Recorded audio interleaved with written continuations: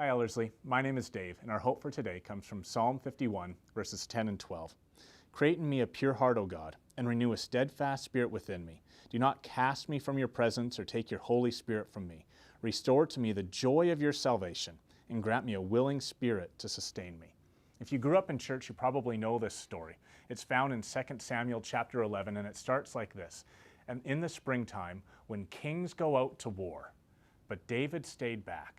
And on the rooftop of his palace, he looked over and he saw this beautiful woman bathing on the top of her roof. And when he saw her, he knew he had to have her. So he invites her into his palace, has sex with her, sends her away. A little while later, he finds out that she's pregnant with his child.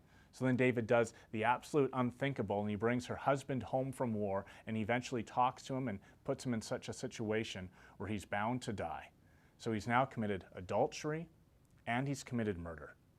His prophet, the prophet in residence, Nathan, comes to him and through a parable helps David recognize that he has done a horrible thing.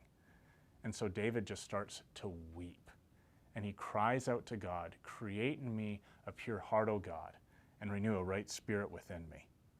What's amazing to me is that his own sin broke his heart. It's easy for us to say and look at someone else and say, we're not as bad as that guy.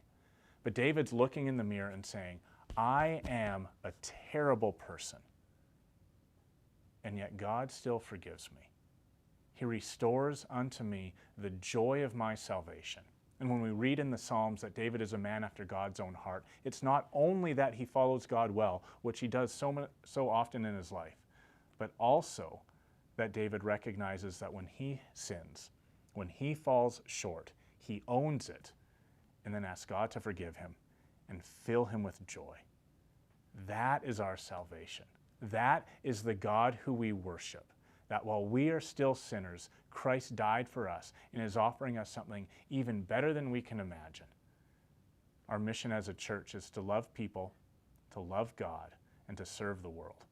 May we do so well with hearts that have been transformed by God so that we might see others learn and understand this grace. Our hope for today, from Psalm 51, create in me a pure heart, O God, and renew a steadfast spirit within me. Do not cast me from your presence or take your Holy Spirit from me, but restore to me the joy of your salvation and grant me a willing spirit to sustain me.